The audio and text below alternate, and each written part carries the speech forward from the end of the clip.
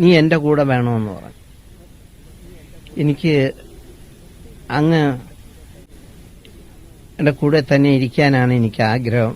പക്ഷേ എനിക്കൊരു കാര്യമുണ്ട്. അതെന്താണ്? ഈ തമിഴ്നാട്ടിലെ ജനങ്ങൾ വൃത്തിയില്ല, അതുകൊണ്ട് കേരളത്തിൽ പോകണമെന്ന് പറഞ്ഞു. അപ്പൊ കേരളത്തിന്റെ ആ മഹിമ എന്താണെന്ന് മനസ്സിലായിക്കൊന്നു. കേരളത്തിൽ പോകണമെന്ന് പറഞ്ഞപ്പോ പറഞ്ഞ് അതിന് സാരമില്ല, എനിക്ക് സമാധിയെ ഞാൻ ഇവിടെ തീർച്ചപ്പെടുത്തിപ്പോയി, അതുകൊണ്ട് നീ ഇവിടെ തന്നെ വേണം, നിന്റെ പ്രതിഷ്ഠ ഞാൻ ഒരുക്കി വെച്ചിരിക്കുകയാണ്, നീ ഇരിക്കുമ്പോ തന്നെ അത് ഞാൻ പ്രതിഷ്ഠിക്കുകയാണ്, അതുകൊണ്ട് ഇവിടെ തന്നെ വേണം. ഇത് കേട്ടപ്പോഴ് ഇദ്ദേഹത്തിന് ഗുരുവിന്റെ വാക്കായതുകൊണ്ട് അംഗീകരിക്കാതെ നിവൃത്തിയില്ല. അന്നേ എന്റെ പ്രതിഷ്ഠ തെക്കോട്ട് തിരിഞ്ഞിരിക്കട്ടെന്ന്, ആ സ്ഥാനത്തോട്ട് തിരിഞ്ഞിരിക്കട്ടെന്ന്. അതാണ് കനിവോട് തെക്ക് മുഖം തിരിഞ്ഞ് കല്ലാൽ തണലിരുന്നൊരു മൂർത്തി കാത്തുകൊള്ളുക. അപ്പൊ കനിവോട് മുഖം തെക്ക് മുഖം തിരിഞ്ഞ ആരാണ്? സുബ്രഹ്മണ്യൻ.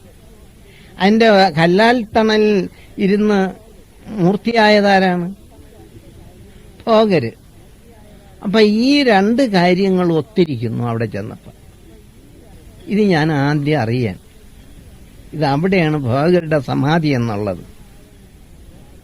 കയറി ചെന്ന് അതിന് ക്ഷേത്രത്തിന്റെ പുറയിൽ പോയിട്ട് അവിടെ ഇരുന്ന് പറഞ്ഞ്, ഇനി നിങ്ങള്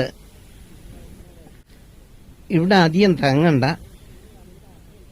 ചിലപ്പോ നിങ്ങൾ അവിടെ ഇവിടെയൊക്കെ കയറി ചെല്ലും, അപ്പോഴ് ചില ദേവന്മാർക്ക് ഇവിടെ ഇരിക്കാൻ വയ്യാതെയാവും എന്നൊരു പറച്ചിൽ. പക്ഷെ അത് കാര്യമാക്കില്ല. ശരി, അന്നേ വേണ്ട, ഞാൻ പോവാം. എന്നിട്ട് താഴെ വന്ന് ഈ ലോഡ്ജൊക്കെ അന്വേഷിച്ചപ്പോ ലോഡ്ജൊന്നുമില്ല. ഒരു രാമൻ വൈദ്യൻ എന്ന് പറഞ്ഞിട്ട് ഫോർട്ട് കൊച്ചിയിലെ ഒരു ആളുണ്ട്.